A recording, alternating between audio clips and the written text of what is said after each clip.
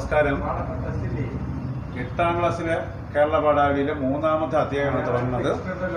ഞാൻ M K Surendran. കഴിഞ്ഞ 2 പാഠങ്ങളും not ഞാൻ തന്നു കഴിഞ്ഞ് നന്നായിട്ട് വായിച്ച് അറിവ് നിങ്ങൾ സമ്പാദിച്ചോണം. പിന്നീട് നമുക്ക് നേരിൽ മുഖാമുഖം കാണുന്ന അവസരം വരും. കുറച്ചുകൂടെയൊക്കെ വേണമെങ്കിൽ അതെടുക്കാം. ഇപ്പോൾ നമുക്ക് വിശാലമായിട്ടാണ്, നമ്മൾ പഠിക്കാനൊന്നുമില്ല, വിശദമായിട്ടാണ് തരുന്നത്. ഇന്ന് അപ്പോൾ നമ്മളൊരു കവിത പഠിച്ചു, വഞ്ചിപ്പാട്ട് എഴുതിയ ഒരു കവിത പഠിച്ച്, രണ്ടാമത്തെ ഒരു കഥ പഠിച്ചു.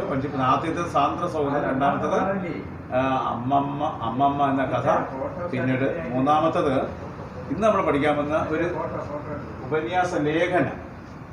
3മായി കഥയും കവിതയും ലേഖനവുമായി അതിൻ്റെ രീതി മനസ്സിലാക്കണം. അപ്പോൾ നമ്മളപ്പോൾ ഈ ഫസ്റ്റ് ടൈമിൽ ആ 3 പാഠം കേരള പാഠമല്ലേ തീർന്നിരിക്കുകയാണ്. എല്ലാവരും ശ്രദ്ധിക്കുക. ലെസൺ 3 വഴിയാത്രയാണ്. അത് ലേഖന വിഭാഗത്തിൽ വരും. നമ്മൾ ഈ കൃതികൾ നമുക്കുണ്ടല്ലോ, പട്ടികപ്പെടുത്തുക എന്നൊക്കെ പറയുമ്പോൾ എന്നെ കൃതി തന്നിട്ട് ഇപ്പോൾ കുമാരനാശാൻ, വീണപൂവ്, അടുത്തത് കണ്ടകം, ഇപ്പോൾ അമ്മമ്മ പി സുരേന്ദ്രൻ, അമ്മമ്മ കഥ, അതുപോലെ തന്നെ സാന്ദ്ര സൗഹൃദം അല്ലെങ്കിൽ കുച്ചേരി വൃത്തം, വഞ്ചിപ്പാട്ട്, അത് വഞ്ചിപ്പാട്ട് കവിതയാണ്. ചിലപ്പോൾ സാന്ദ്ര സൗഹൃദം തരേയുള്ളൂ. എന്നിട്ട് നിങ്ങൾ ഉണ്ണായി പിന്നെ രാമരുത്ത് വാര്യർ, കുച്ചേരി വൃത്തം അല്ല സാന്ദ്ര സൗഹൃദം വഞ്ചിപ്പാട്ടാണ്. അത് കവിതയിൽ വരുന്നതാണ്, വഞ്ചിപ്പാട്ട് വൃത്തത്തിൽ വരുന്നതാണ്. അപ്പോൾ ഇവിടെ നമുക്കൊരു ലേഖനമാണ് വഴിയാത്ര. E V Krishnapillai. ഞാൻ ഇ വി കൃഷ്ണപിള്ളയെ കുറിച്ച് 1-2 കാര്യങ്ങളാണ്. നിങ്ങൾ ഇ വി കൃഷ്ണപിള്ള വളരെ പ്രസിദ്ധനായ ഒരു ഹാസ്യ സാഹിത്യകാരനും നാടകകൃത്തുമാണ്. കുട്ടികൾക്ക് അറിയാമെന്നുണ്ട്, മലയാളത്തിൽ പിന്നെ ഏറ്റവും പ്രസിദ്ധമായ ചരിത്ര നോവലിസ്റ്റ്, ആദ്യത്തെ ചരിത്ര നോവലിസ്റ്റ് സി വി രാമപിള്ളയാണ്. നമ്മൾ ആദ്യത്തെ നോവലൊക്കെ കണ്ട്, ആദ്യത്തെ നോവൽ ഒ ചന്തുമേനോൻ്റെ ചന്തുമേൻ്റെ ഇന്ദുലേഖയാണ് എൻ്റെ ലക്ഷണാമത്തെ നോവൽ. അതുപോലെ മലയാളത്തിൽ ആദ്യത്തെ ചരിത്ര നോവൽ ഏതെന്ന് ചോദിച്ചാൽ സി വി രാമപിള്ളയുടെ മാർത്താണ്ഡവർമ്മ. സി വി രാമപിള്ള മലയാളത്തിലെ ഏറ്റവും പ്രസിദ്ധനായ ചരിത്ര നോവലിസ്റ്റ്, നല്ല നാടകകൃത്ത്. പിന്നെ പ്രഹസനങ്ങൾ എന്ന പേരിൽ ഇന്ന് നമ്മൾ നാടകങ്ങൾ, പ്രഹസനങ്ങൾ, അക്ഷരഹാസ്യം തുടങ്ങുന്ന രചനകളാണ് പ്രഹസനങ്ങൾ. അനവധി എഴുതിയിട്ടുണ്ട് C V Ramapilla.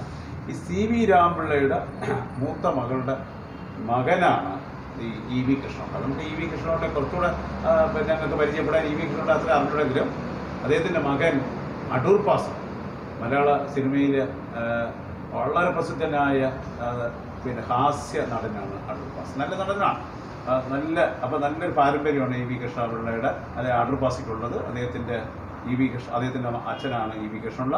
C V രാമപിള്ളയുടെ മൂത്ത മരുമകനാണ്. യെസ്, നമുക്കത് നമ്മൾ പരീക്ഷയ്ക്ക് ചോദിക്കുന്നതല്ല, നമ്മളൊന്ന് അറിഞ്ഞിരിക്കാൻ വേണ്ടി. കുന്നത്തൂരാണ് ജന്മദേശം. ഹാസ സാഹിത്യകാരൻ, നാടകകൃത്ത്, പത്രപ്രവർത്തകൻ എന്നീ നിലകളിൽ പ്രശസ്തൻ. സീതാലക്ഷ്മി, പെണ്ണരശനാട്, രാജാ കേശവദാസൻ തുടങ്ങി 12 നാടകങ്ങളും ഉണ്ടാ. ഈ 3 പെട്ടെന്ന് നമ്മൾ പ്രത്യേകം പഠിച്ചു വെച്ചേക്കും. അപ്പോൾ നിങ്ങൾ ചോദിക്കും, ഈ പട്ടികപ്പെടുത്താൻ 2ാം ക്ലാസ് വരെയുണ്ട്, 10ലാകുമ്പോൾ അതില്ല. പണ്ട് ആദ്യം ഉണ്ടായിരുന്നു, പരീക്ഷയ്ക്കൊക്കെ ഉണ്ടായിരുന്നു. ഇപ്പോൾ 8ലും 9ലും തുടരുന്നുണ്ട്. ഈ 4 മാർക്കിനാണ്, 4 മേച്ചെത്തി പോലെ. അപ്പോൾ ഇത് മാച്ച് ചെയ്ത് പിന്നെ ക്രമമായിട്ട് എഴുതാൻ വേണ്ടി ചോദിക്കും. ഇപ്പോൾ തന്നെ ഇ വി കൃഷ്ണപിള്ള, പിന്നെ സീതാലക്ഷ്മി, അത് ഏത് വിഭാഗത്തിൽപ്പെടുന്നത്? നാടകം, അതാണ്. അപ്പോൾ സീതാലക്ഷ്മി, പെണ്ണരശനാട്, രാജാ കേശവദാസൻ തുടങ്ങി 12 നാടകങ്ങളും ചിരിയും ചിന്തയും, MLC കഥകൾ എന്നീ കഥാസമാഹാരങ്ങളും ബാഷ്പവർഷം എന്ന നോവൽ. ബാഷ്പവർഷം അദ്ദേഹത്തിൻ്റെ നോവലാണ്. ഗുരുസമക്ഷം, അക്കാലങ്ങൾ, കോൺഗ്രസ് ചിത്രങ്ങൾ എന്നീ ലേഖന സമാഹാരങ്ങൾ ഇ വിയുടെ സംഭാവനകളാണ്. അപ്പം അദ്ദേഹം കൈവയ്ക്കാത്ത മേഖലയില്ല. പലക്കെ അറിയും. ഇ വി കൃഷ്ണപിള്ള പെട്ടെന്ന് പേര് കേൾക്കുമ്പോൾ ഹാസ്യ സഞ്ജയൻ, മാണിക്കോത്ത് രാമണ്ണി നായർ, ഇദ്ദേഹത്തിൻ്റെ കൂടെയൊക്കെ ജീവിച്ചിരുന്ന ആളാണ്. ഹാസ്യ സാഹിത്യകാരന്മാർ എന്ന പേരിൽ അറിയപ്പെടുന്ന സാഹിത്യകാരന്മാരാണ് ഇ വിയും. ചുരുക്കി ഇ വി എന്ന് പറയും.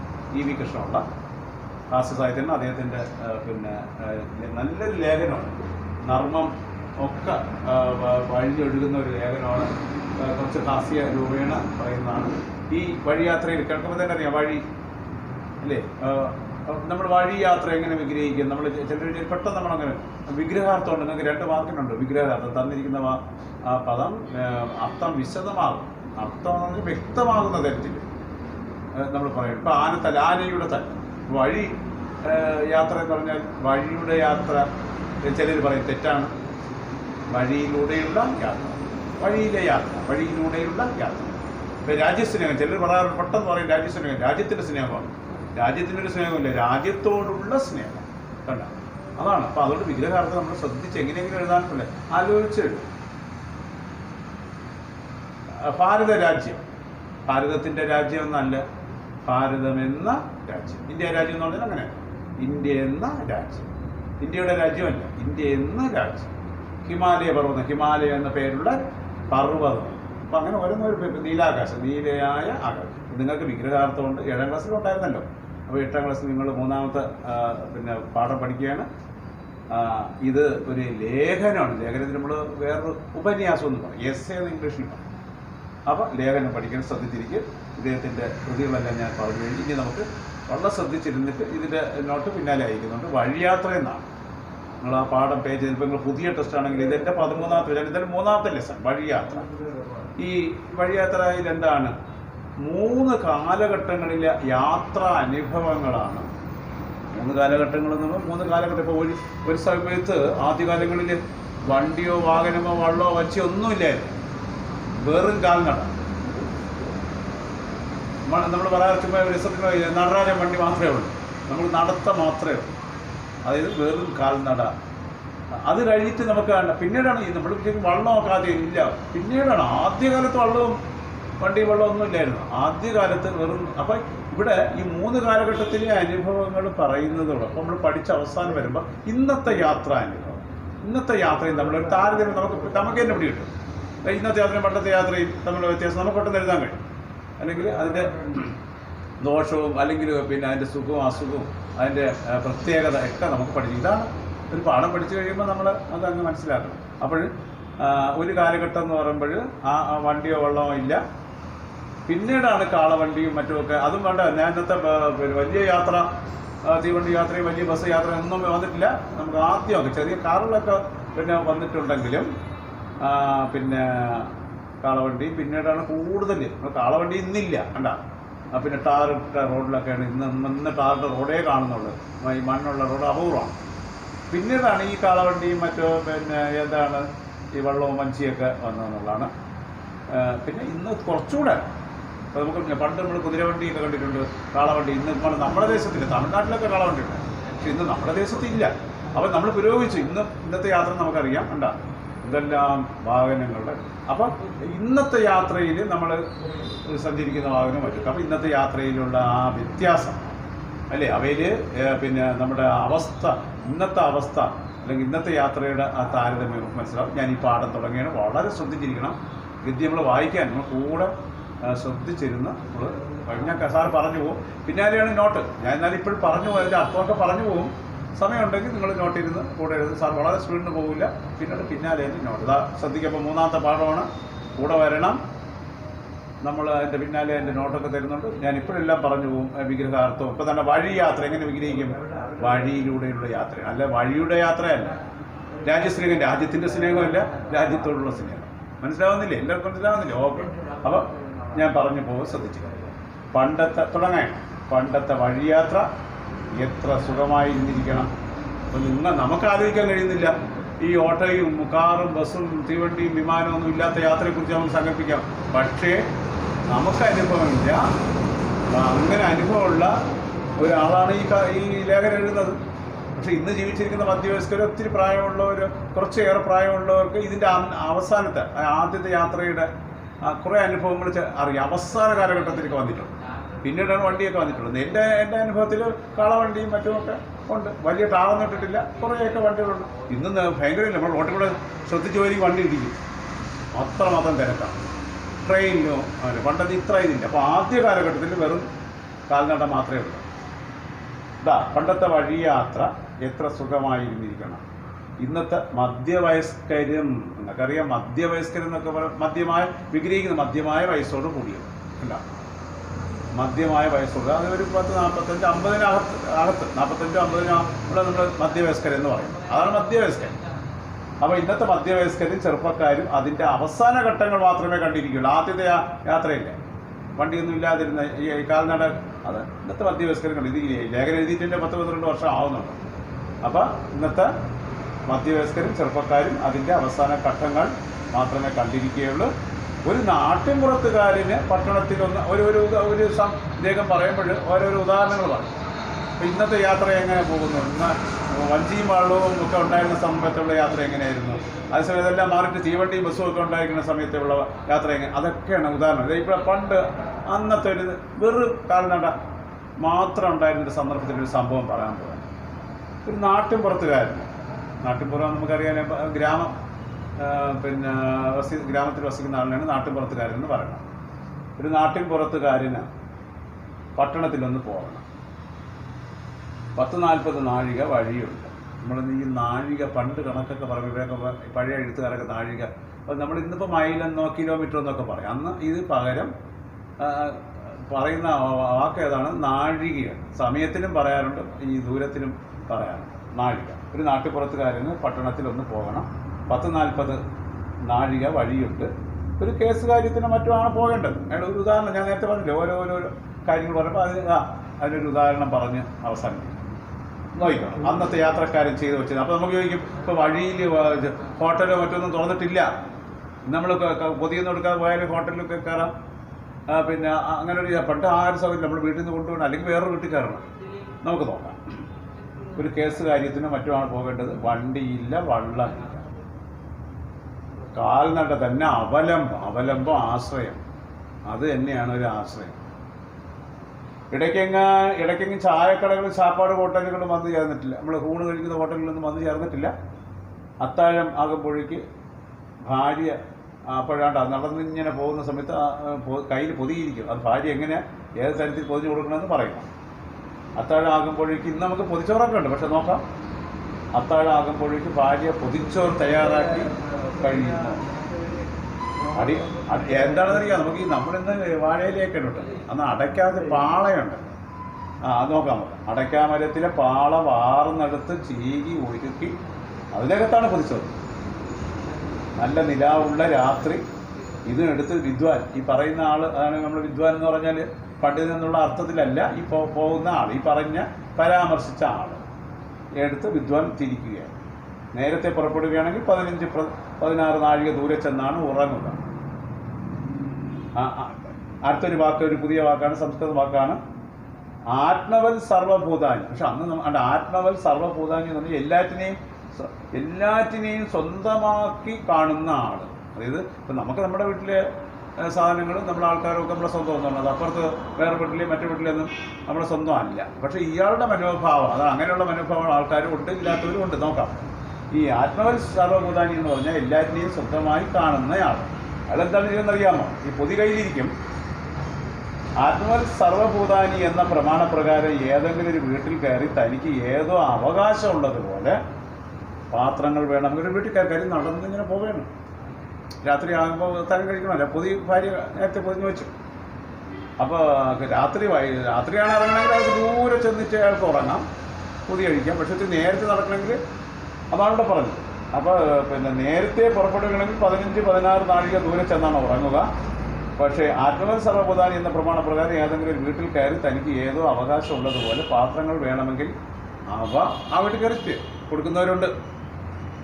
ഉപ്പും മുളകും പോരെങ്കിൽ അത് ചിലപ്പോൾ കൊണ്ടുപോയിട്ട് അറിയില്ല, മറ്റുമൊക്കെ ഉപ്പോ മുളകോ കുറവാണെങ്കിൽ അവിടെ നിന്ന് ചോദിക്കും. അല്ലെങ്കിൽ ഇല, ചിലപ്പോൾ ഈ കൊണ്ടുപോയ പൊതി വേറെ ഇലയിൽ തട്ടിയിട്ട് ചിലപ്പോഴൊക്കെ മോരും ചില്ലറ കറികളും വാങ്ങി പൊതി അഴിച്ച് ഊണ് കഴിഞ്ഞ് വീട്ടുകാരനുമായി തൻ്റെ നാട്ടിലെ വിശേഷങ്ങൾ പറഞ്ഞു തുടങ്ങും. ഒരു പുരുഷനൊക്കെ പോലെ സാധനം കൂടുതൽ പുരുഷൻ വരെ ആ പുരുഷൻ അയാൾ ഈ സാധനം ഈ പണ്ട് എന്താ ചെയ്തപ്പോൾ നമ്മൾ പണ്ടൊക്കെ പറയാറുണ്ട് ഇങ്ങനെ ഒരു വീട്ടിൽ. ഇന്ന് നമുക്ക് ഈ രാത്രി ചോറൊന്നും അടുത്ത പഴങ്കഞ്ഞിയൊക്കെ കുറവാണ്. അടുത്ത ദിവസം കാപ്പിയാണ്, അല്ലെങ്കിൽ പൊടിയൊക്കെ മേടിച്ചിട്ട് മാവുണ്ട്, അല്ലെങ്കിൽ രാത്രി കയറി വന്നാൽ തന്നെ ഇതിൽ നിന്ന് കൊടുക്കുക. ഇപ്പോൾ മാവ് ചെയ്ത് കൊണ്ടായി. പക്ഷെ പണ്ട് ഒരു പാത്രം ചോറ് വിളമ്പി മാറ്റി വെച്ചേക്കുന്നൊക്കെയാണ് പറയുന്നത്. യാത്രക്കാരിങ്ങനെയുണ്ട്, അതുകൊണ്ടാണ്. അപ്പോൾ അവർക്ക് കൊടുക്കാം. അപ്പോൾ അതുകൊണ്ട് കൊടുക്കുന്നവരുണ്ട്. ഇത് നല്ലൊരു പുണ്യമായിട്ട് കരുതുന്നവരുണ്ട്, ഇത് ഡിമാൻഡായിട്ട് കരുതുന്നവരുണ്ട്. നമുക്ക് നോക്കാം, അങ്ങോട്ട് വായിച്ച് നോക്കാം. അപ്പോൾ ഈ പൊതി കഴിച്ച് ഊണ് കഴിഞ്ഞ് വീട്ടുകാരനുമായി തൻ്റെ നാട്ടിലെ വിശേഷങ്ങൾ പറഞ്ഞ് ഉറങ്ങുന്നു. വിളിക്കുന്നതിന് മുമ്പ് എഴുന്നേറ്റ് യാത്ര തുടരുന്നു. കാര്യമായിട്ട് യാത്ര വണ്ടിയിലൊന്നും പോകാൻ പോലല്ലോ, കാൽനട മാത്രമേ ഉള്ളൂ. പൊതിച്ചോറിൻ്റെ പരിധിക്കും അങ്ങേപ്പുറം ഇനി പൊതിച്ചോറ് കൊണ്ടുപോകുന്ന ഇത് കഴിഞ്ഞാൽ തീരത്ത് കഴിയത്തില്ലല്ലോ, പറ്റത്തില്ലല്ലോ, ഇനിയും വേണ്ടേ കുറേ നേരം കൂടെ തിരിച്ച് പിടിച്ചില്ല. അങ്ങനെയാണെങ്കിൽ ചിലർ സാധനം എടുക്കും, ഈ അരിയും സാമാനും മറ്റുമൊക്കെ എടുത്തിട്ട് ഈ പറഞ്ഞ ഏതൊക്കെ രീതികളൊക്കെ കണ്ടിട്ട് വീട്ടിൽ ചിത്തിരി വെറുമൊക്കെ സംഘടിപ്പിച്ച് കഞ്ഞി വെച്ച് കുടിക്കുന്നവരുണ്ട്. ചിലരിങ്ങനെ കൈയും വീശി പോകുന്നവരും ഉണ്ട്. നമുക്ക് നോക്കാം. പക്ഷേ പൊതിച്ചോറിൻ്റെ പരിധിക്കും അങ്ങേപ്പുറമാണ് ഉദ്ദിഷ്ട സ്ഥലം, ഉദ്ദേശിച്ച സ്ഥലം എങ്കിൽ അരി സാമാനങ്ങൾ കൊണ്ടുപോകുക എന്ന ഒരു ഏർപ്പാടും ഉണ്ടായിരുന്നു. ഏതായാലും പൊതിച്ചോറ് ആരും ഒരിക്കലും ഉപയോഗിച്ചിരുന്നില്ല. പിന്നെ ഒരു പൊതിച്ചോറ് കാണും, പക്ഷെ അതിനപ്പുറം ഉണ്ടെങ്കിൽ പിന്നെ സാധനങ്ങൾ എടുത്തേക്കും. എന്തുകൊണ്ടെന്നാൽ അതിനുള്ള രുചി ഒന്ന് പ്രത്യേകമാണ്. നമ്മൾ കേട്ടിട്ടുണ്ട് പൊതിച്ചോറ് ഉണ്ടാകാത്തവനും ചെങ്കണ്ണ് വരാത്തവനും. അപ്പോൾ അതൊരു രോഗമാണെങ്കിലും പക്ഷെ അതൊരു ശീലമാണ്, നമ്മുടെ ജീവിതമായിട്ട് ബന്ധപ്പെട്ടതാണ്. ആർക്കെങ്കിലും ഒരു നമുക്ക് എത്ര എൻ്റെ ഓർമ്മയിൽ ചെങ്കണ്ണ് പല പ്രാവശ്യം വന്നിട്ടുണ്ട്. പിന്നെ നമുക്ക് അസുഖങ്ങളൊക്കെ വരും, അത് ഇതുമായിട്ടുള്ള ജീവിതത്തിൽ വരാറുണ്ട്. ആ ജീവിത സുഖം അനുഭവിച്ചിട്ടുണ്ടെന്നാണ്. നമ്മളൊരു ദുഃഖം അനുഭവിച്ചാലേ അതിൻ്റെ സുഖം അനുഭവിക്കത്തുള്ളൂ. ആ തീരുമ്പോൾ അതിൻ്റെ സുഖം അനുഭവിക്കും. അതാണ്. അപ്പോൾ ഈ സുഖം എങ്ങനെ ദുഃഖം ഒരു പകല് അല്ലെങ്കിൽ ഒരു വെളിച്ചം നമ്മൾ ആസ്വദിക്കുന്നത് ഈ ഇരുട്ട് നമ്മൾ അനുഭവിച്ചത് കൊണ്ടാണ്. ഇരുട്ടിൽ നമ്മൾ ആ അന്ധകാരത്തിൽ നമ്മൾ വല്ലാതെ വിഷമിച്ചിട്ടുണ്ട്. പക്ഷെ നല്ല വെളിച്ചം, അപ്പോൾ അതൊരു ജീവിതത്തിൻ്റെ ഒരു രണ്ട് വശങ്ങളാണ്. അപ്പോൾ അതുകൊണ്ട് ഇത് പൊതിച്ചോറ് ജീവിതത്തിൻ്റെ ഒരു അവിഭാജ്യ ഘടകമാണ്, മാറ്റാൻ വയ്യാത്ത ഘടകമാണ്. ചെറുപ്പം ഒരു രോഗം വരിക എന്നുള്ളത് ജീവിതസുഖം അനുഭവിച്ചിട്ടില്ല എന്നാണ് ഒരു പറച്ചിൽ. അപ്പോൾ എല്ലാവരും ഒന്ന് ശ്രദ്ധിച്ച് ഞാൻ വായിച്ച്, ഇനി നിങ്ങൾ പതുക്കെ ഇരുന്ന് വായിക്കും, നമുക്ക് ഇതിനൊരു സമയമുണ്ടല്ലോ. അതുകൊണ്ട് ഞാൻ അടുത്ത പാരഗ്രാഫിലേക്ക് പോകുന്നത് എല്ലാവർക്കും മനസ്സിലായിട്ടുണ്ട്. ഇവിടെ പറഞ്ഞത് ആദ്യ ഒരു യാത്ര ജീവിതത്തിൽ, ഇവിടെ യഥാർത്ഥത്തിൽ 3 യാത്രാ അനുഭവങ്ങളാണ്. അതിലൊന്ന് ഈ പറഞ്ഞത് വെറും കാൽനട യാത്ര. ആ അനുഭവമാണ് ഈ വലിയ പാരഗ്രാഫിൽ നമ്മൾ പറഞ്ഞത്. ഇനി നമുക്ക് അതിൻ്റെ ബാക്കി എന്താണ് ലേഖകൻ പറഞ്ഞതെന്ന് ശ്രദ്ധിക്കും. ഇനി ഈ പറഞ്ഞ കൂട്ടത്തിൽ തന്നെ നമ്മൾ കണ്ടില്ലേ, പൊതിച്ചോറ് കൊണ്ടുപോയവരുണ്ട്. പിന്നെ കുറച്ച് വളരെ ദൂരം ഉണ്ടെങ്കിൽ സാധനങ്ങൾ കൊണ്ടുപോയിട്ട് വേവിക്കുന്നവരുണ്ട്. ഇനി ഇതൊന്നും കരുതാത്ത ചിലരുമുണ്ട്. അത് ഒരു സ്വഭാവമാണ് നമുക്ക്. അതൊക്കെയാണ് ഈ ലേഖനത്തിൽ പറയുന്നത്. ഇങ്ങനെ ഒന്നും കരുതാതെ പോകുന്ന കൂട്ടരുമുണ്ട്. അതാരാണെന്ന് പറയാം, അന്യന്മാരുടെ ഔദാര്യത്തിൽ ദൃഢമായി വിശ്വസിച്ചുകൊണ്ടുള്ള പോക്കാണിത്. മാത്രമല്ല അന്ന് അങ്ങനെ ആളുകൾ ഇങ്ങനെ ഈ ദാനം ചെയ്യുകയും വരുന്ന അതിഥിക്ക് ആഹാരം കൊടുക്കുകയൊക്കെ ചെയ്യുന്ന ഒരു കൂട്ടരുണ്ട്. അത് അവർക്ക് വലിയ ഡിമാൻഡാണ് സമൂഹത്തിൽ കൊടുക്കുന്നത്. ഈ പോക്കിന് ഉത്തരം പറയേണ്ടത് ദൂരദിക്കുകളിൽ താമസിക്കുന്ന പാവപ്പെട്ട ഞാൻ ഈ പറഞ്ഞ കാര്യത്തിന് ചില ദൂരദിക്കുകളിലാണെങ്കിൽ നടന്ന് ഇങ്ങനെ ചെല്ലുന്ന ചില സ്ഥലത്ത് അവിടെ ചെന്നിരുന്ന നമ്മൾ പറയില്ല, അവിടെ ചെന്നാൽ നമുക്ക് ആഹാരം കിട്ടും, അവിടെ ചെന്നാൽ നല്ല വെള്ളം കുടിക്കാം, അവിടെ ചെന്നാൽ നല്ല ചായ കുടിക്കാം എന്നൊക്കെ പറയുന്നത് പോലെ ഈ ദൂരദിക്കുകളിൽ താമസിക്കുന്ന പാവപ്പെട്ട ഗൃഹനാഥന്മാരുടെ വസ്തുവകകളാണ് അതെല്ലാം തീരും. ഇതിങ്ങനെ ചിലരുണ്ട്, അവർ ചിലർ കൊടുക്കുകയും ചെയ്യും. വസ്തുവകകൾ വഴിക്കാർക്ക് ചോറ് കൊടുക്കുക അക്കാലത്തെ ധനവാന്മാരുടെ ഗൃഹകൃത്യങ്ങളിൽ ഒന്നായിരുന്നു. ധനവാന്മാരുടെ അവരുടെ പ്രവൃത്തിയാണ്. പിന്നെ ഒരു വീട്ടിലുള്ളവർക്കെല്ലാം കൂടി അത്താഴത്തിന് 3 എന്ന് വെച്ചാൽ അന്ന് ഈ കൂട്ടുകുടുംബമാണ്. നമുക്കറിയില്ല, നമ്മളിപ്പോൾ അച്ഛനും അമ്മയും ചിലപ്പോൾ അമ്മമ്മയും ചിലപ്പോൾ ഒക്കെ ഒരു 4-5 പേർക്കപ്പുറം, ചിലപ്പോൾ 2-3 പേരെ കാണത്തുള്ളൂ. 2-3 പേര് വളരെ ചുരുക്കമായിട്ടൊക്കെ നമുക്ക് വ്യവസായ മതി. പക്ഷെ അന്ന് അങ്ങനെയല്ല. അതുകൊണ്ട് ഇവിടെ പറഞ്ഞത് ചിലപ്പോൾ ഒത്തിരി അല്പം കൂട്ടി പറയുമെന്ന് അല്ലാതെ അന്ന് ഇത്രയും പേരൊക്കെ ഉണ്ട്, ഒരു വീട്ടിൽ 10-15 പേരൊക്കെ ഉണ്ട്. അപ്പോൾ പിന്നെ ഒരിടം കഴിയാൻ മതിയാ, എന്നാൽ 2 ഇടം കഴിയും ചിലപ്പോൾ പോരത്ത് വരും. പിന്നെ ഇനി ആളുടെ വന്ന് കയറിയപ്പോൾ അതിൽ കൊടുക്കാം. ഒരു വീട്ടിലുള്ളവർക്കെല്ലാം കൂടി അത്താഴത്തിന് 3 ഇടം കഴി. അതാണ് ഇവിടെ ഒരു ഉദാഹരണം പറയണം. 3 ഇടം കഴി. നിങ്ങൾ ഇടം കഴി കേട്ടിട്ടുണ്ടെന്നുണ്ട്. 1 ഇടം കഴി 4 നാഴിയാണ്. നമ്മൾ ഒരു പക്കയെന്ന് പണ്ട് പറയാറുണ്ട്, ഇടം കഴി എന്ന് പറയണ്ടേ. 2 ഇടം കഴി. 2 ഇടം കഴി എന്ന് പറഞ്ഞ് തകഴി ഒരു നോവൽ എഴുതിയിട്ടുണ്ട്. 10ാം ക്ലാസ്സിലേക്ക് ആ നോവലിലെ ചെറിയൊരു ഭാഗം ആദ്യം പഠിക്കാനുണ്ട്. അപ്പോൾ ഇവിടെ 3 ഇടം കഴി. നിങ്ങൾ 4, നമ്മളിന്ന് 1 കിലോ അരി മേടിച്ചു കഴിഞ്ഞാൽ 3 നാഴി വരും. 3 നാഴി 4 നാഴി വരില്ലെന്ന് ഒരു പക്കയെന്ന് പറയുന്നത്. പണ്ട് ഒരു പക്ക നമ്മളൊക്കെ പോയി കടയിൽ 1 പക്ക അരി മേടിച്ചിട്ടുണ്ട്. 1 കിലോ എന്ന് ഇപ്പോഴാണ് പറയുന്നത്. 1 പക്ക അരി വെച്ചാൽ ആ അരിക്കടയിൽ പക്കയുണ്ട്, 1 പക്ക അളന്ന് തരും. മനസ്സിലായില്ലേ? പിന്നെ 1 തൂക്ക് കിഴങ്ങെന്ന് പറയുമ്പോൾ നമ്മൾ 1 കിലോയുടെ ഉദ്ദേശമാണ്. അന്ന് 1 തൂക്ക് കിഴങ്ങ് 2 കിലോ. ഇന്ന് നമ്മൾ ആ അളവല്ല. ഇന്ന് 1 കിലോ അരി 2 കിലോ. പക്ഷേ ഇടം കഴി. അപ്പോൾ സത്യം നിങ്ങളെല്ലാം അറിഞ്ഞിരിക്കണം, ഇന്ന് ഇടം കഴി അത്ര നമ്മൾ പക്ഷേ നിങ്ങളെ വീട്ടിലിപ്പോൾ മുതിർന്നവരൊക്കെ ഉപയോഗിക്കും. ഇടം കഴി, 1 ഇടം കഴി 4 നാഴി. നമുക്കറിയാമല്ലോ 10 നാഴി അളക്കുമ്പോഴാണ് എന്ത് വരുന്നത്? ഒരു പറ.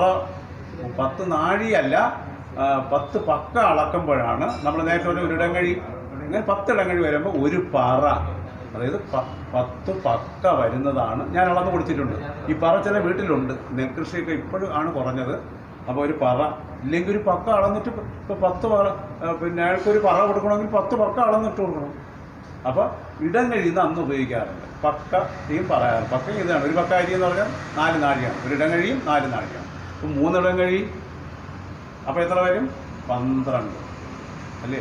4 12 നാഴി എന്ന് പറയും. നാഴിയൊക്കെ വീട്ടിലുണ്ട്. നമ്മളിപ്പോൾ പറ ചില വീട്ടിലില്ല, നാഴിയൊക്കെ ഉണ്ട്. നമുക്കൊരു അളവ് വേണ്ടേ? നമ്മൾ എങ്ങനെ ഒരു നമ്മളുള്ളിൽ കാട്ടിക്കളഞ്ഞാലും അളന്ന് കളയണമെന്ന് പറഞ്ഞാൽ നമ്മൾ ഉപേക്ഷിച്ചത് വരെ കണക്ക് വെച്ചേക്കണം, എങ്കിലേ നമുക്ക് അറിയത്തുള്ളൂ. ജീവിതം അങ്ങനെയാണ്. ഞാൻ ഇന്ന് ഇത്ര ഞാൻ കളഞ്ഞു എങ്കിലും നമ്മളത് അറിഞ്ഞിരിക്കണം.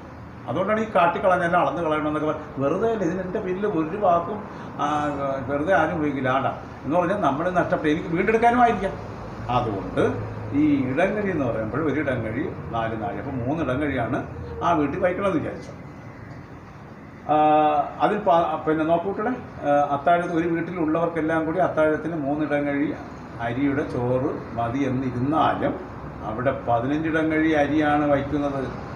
അതിൽ 12, കാരണം ഇങ്ങനെ വരുന്ന ആൾ നേരത്തെ പറഞ്ഞ വന്ന് കയറും. 15 അരിയുടെ പിന്നെ അവിടെ 15 ഇടങ്ങഴി അരിയാണ് വയ്ക്കുന്നത്.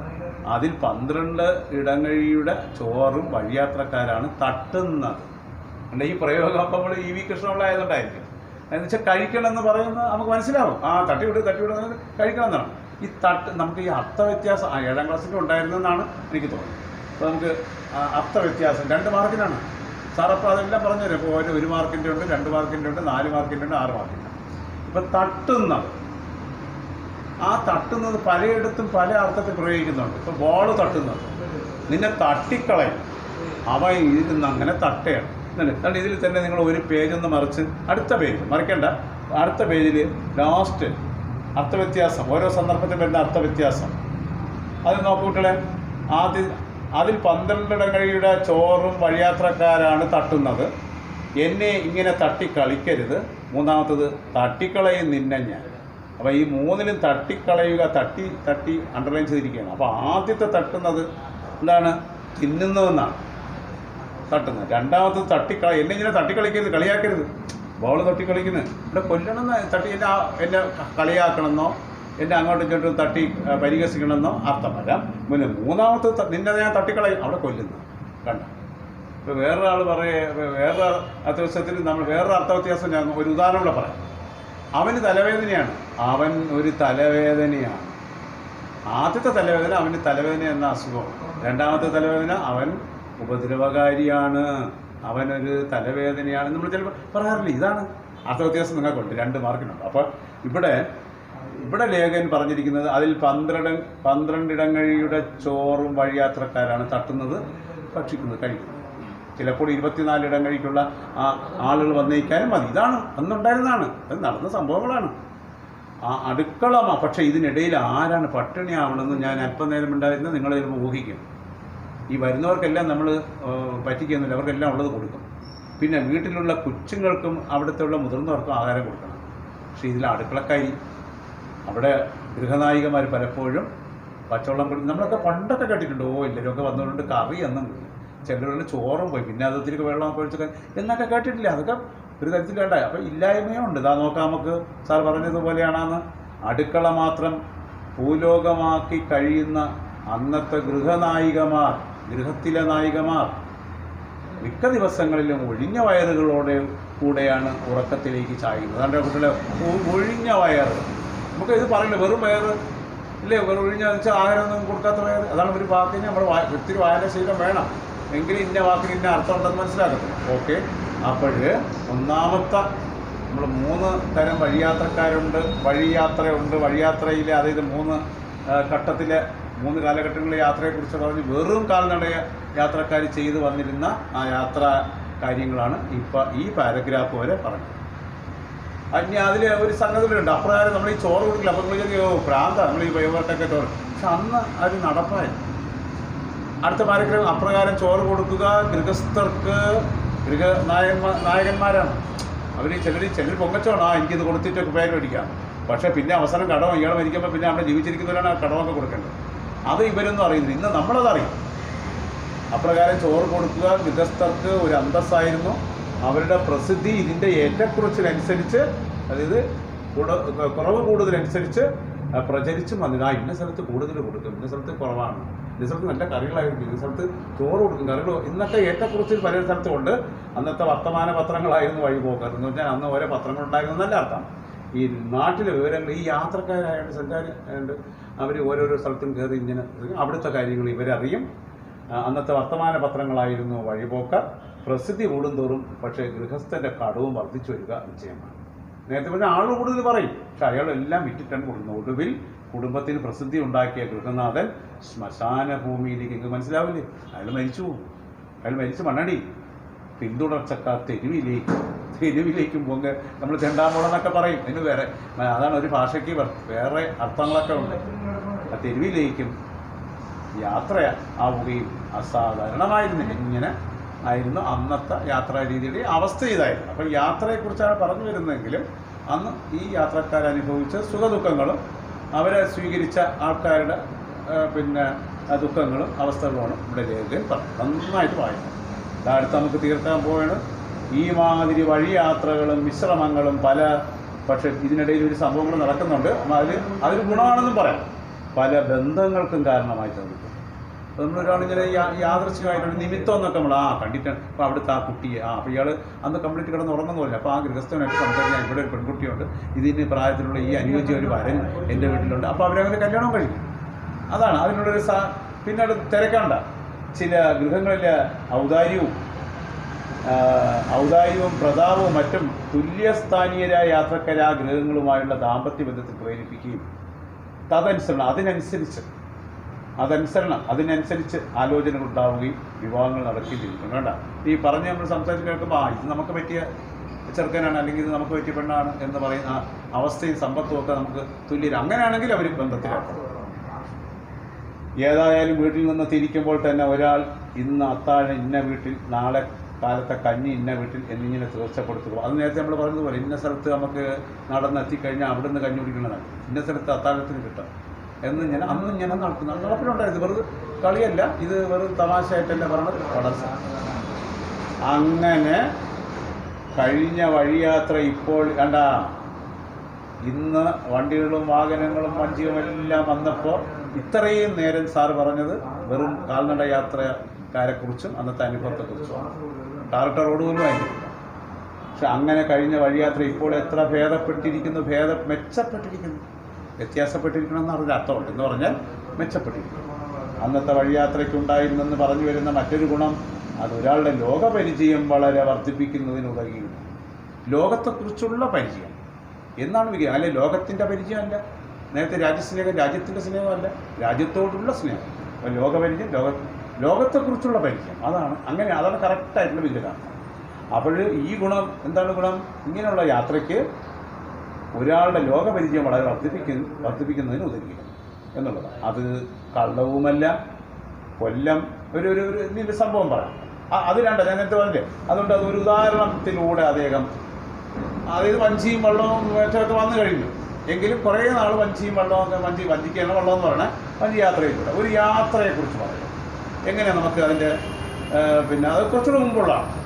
അതിനുശേഷം ഇന്ന് വെച്ചാൽ വളരെ സ്പീഡാണ്. ഫാസ്റ്റ് ജീവിതം നമ്മൾ പറയില്ലേ, എല്ലാം ഫാസ്റ്റാണ്. പക്ഷേ ഈ ഫാസ്റ്റ് അല്ല. കൊല്ലം വലിയ പാലക്കടവിൽ നിന്ന് ഒരു തപാൽ വള്ളം തിരുവനന്തപുരത്ത് തിരിക്കുകയാണ്. സാധാരണ ആളിനെ കയറ്റി ഉള്ളൊരു നമ്മൾ ഓർഡിനറി വള്ളം എന്നൊക്കെ പറയുന്നത്. അതിൽ നോക്കട്ടെ, 4-5 പേരെ പരിചയപ്പെടുത്തിയാണ്. അതിൽ അംബാസമുദ്രക്കാരനൊരു ചെട്ടിയാണ്, പറവൂക്കാരനൊരു ഹൈക്കോടതി കക്ഷി, പത്തനാപുരത്തുകാരനൊരു മൈദീൻ പിച്ച മുതലാളി, ചവറക്കാരനൊരു ഗൃഹസ്ഥൻ, പെരിങ്ങനാട്ടുകാരൻ ഒരു നമ്പ്യാതി. കൂടെ നോക്കിക്കോണം, ശ്രദ്ധിച്ചിരിക്കണം. ഇപ്പം ഞാൻ വായിച്ചു പോവുകയാണ്, പിന്നീട് സംശയമുണ്ടെങ്കിൽ ചോദിച്ചോണം. തുമ്പമൺകാരൻ ഒരു വാദ്യ, പ്രാക്കുളത്തുകാരൻ ഒരു രോഗി, മാവേലിക്കരക്കാരൻ ഒരു മന്ത്രവാദി ജ്യോത്സ്യൻ എന്നിങ്ങനെയാണ് യാത്രക്കാർ. നമ്മളൊരു വണ്ടിയിൽ വള്ളത്തിൽ യാത്ര ചെയ്യുമ്പോൾ എല്ലാവരും ഒരേപോലെ അല്ലല്ലോ, വ്യത്യസ്ത. ചിലപ്പോൾ കേസിന് പോകുന്നവരുണ്ട്, ചിലപ്പോൾ സാധനങ്ങൾ അടിക്കാൻ പോകുന്നുണ്ട്, ചിലപ്പോൾ രോഗി കാണും, പിന്നെ ചിലപ്പോൾ ഒരു നമ്പ്യാതി കാണും. ഇങ്ങനെ പല വ്യത്യസ്ത എഴുത്തുകാർ കാണും, സാഹിത്യകാരന്മാർ കാണും, പാട്ടുകാർ കാണും. ഇവിടെ ഇങ്ങനെ വ്യത്യസ്തരായിട്ട് ഉള്ള യാത്ര. ആദ്യം ആരും പരസ്പരം അറിയാതെ ഒരു നാഴിക അവരവരുടെ സ്ഥാനങ്ങളിലിരിക്കുന്നു. അപ്പോഴേക്കും പറവൂക്കാരൻ ചവറിനോടല്ല ചവറക്കാരൻ, നമ്മൾ ചവറക്കാരൻ എന്ന് പറഞ്ഞാൽ അല്ല, നമ്മളൊരു പേരൊക്കെ ഉണ്ട്. ഇപ്പം കാപ്പിലുള്ള ആളാണ്, കാപ്പിലാൻ എന്നാൽ നമ്മളിപ്പോൾ പറയും, ഒരുപാട് പറയും. അപ്പോൾ പേരുകൾ പറയുന്നത് മണമ്പൂക്കാരൻ, പേര് വരെ മണമ്പൂക്കാരൻ എന്ന് പറഞ്ഞു. അതുപോലെ അപ്പോഴേക്കും പറവൂക്കാരൻ ചവറയോടെന്ന് വെച്ചാൽ ചവറക്കാരനോട് ചോദിക്കുകയാണ്, ചേട്ടാ ചുണ്ണാമ്പുണ്ടോ? അതിനെ തുടർന്ന് സംഭാഷണം. അപ്പോൾ അങ്ങനെ ചുണ്ണാമ്പ് ചോദിച്ചിട്ട് അതിനെ തുടർന്ന് സംഭാഷണമായി. അവിടെ പരിചയപ്പെടും. ഇനി കംപ്ലീറ്റ് അവർ തമ്മിലറിയും. പ്രാക്കുളം പെരിങ്ങനാടിനോട് തിരുമേനി ഒന്ന് മാറിയിരിക്കണേ, അതിനെ തുടർന്ന് സംഭാഷണം. കുമ്പമൺ മാവേലിക്കാരനോട് പറയുകയാണ്, ഉഷ്ണ അസഹ്യം സഹിക്കാൻ കഴിയാത്തത്, എന്താണാവോ ചെയ്യേണ്ടത്? ഇങ്ങനെ പല വിധത്തിലുള്ള സംഭാഷണങ്ങൾ. അതിനെ തുടർന്ന് സംഭാഷണം. നേരം സന്ധ്യയാകുമ്പോഴേക്ക് നോക്കട്ടെ, ഇനി ഈ പറഞ്ഞവരെങ്ങനെയാണെന്ന് നോക്കാം. സംഭാസമുദ്രം ചെട്ടിയാരും മാവേലിക്കര ജോത്സ്യനും കൂടി നവദമ്പതിമാരെ പോലെ അടുത്തടുത്ത് കിടക്കുന്നത് കാണാം. വളരെ സ്നേഹത്തോടെ അടുത്തടുത്ത് പരിചയപ്പെട്ടിരിക്കുകയാണ്. പെരിങ്ങനാട്ട് നമ്പ്യാതിയുടെ പൂണുവൻ, അപ്പോൾ നമ്പൂതിരിയാണ്. പത്തനാപുരം മൈദീൻ പിച്ചിയുടെ നീണ്ട താടിയിൽ കുരുങ്ങിക്കടി ഇരിക്കുന്നത് കാണാം. പറവുകാരൻ്റെ കേസ് കെട്ടിലെ പത്രികയിൽ പ്രാക്കുളൻ രോഗി. അപ്പോൾ ആ പത്രികയിൽ നിന്നോട് പേപ്പർ വലിച്ചേറി ലേഖ്യം പൊതിഞ്ഞിരിക്കുകയാണ്. മരുന്ന് ലേഖ്യം പൊതിഞ്ഞിരിക്കുന്നതായി കാണാം. അവർ അങ്ങനെ കഴിയുന്നു, ഒരു കുടുംബത്തിലെ അംഗങ്ങളായി കഴിയും. അംബാസമുദ്രം തോർത്തിൻ്റെ വിലകൾ ചവറക്കാരൻ ഗൃഹസ്ഥൻ പഠിക്കുന്നു. തിരുവനന്തപുരത്തെ വക്കീൽമാരുടെ സാമർഥ്യങ്ങൾ കുംഭകോണക്കാരൻ വാദ്യാർ ധരിക്കുന്നു.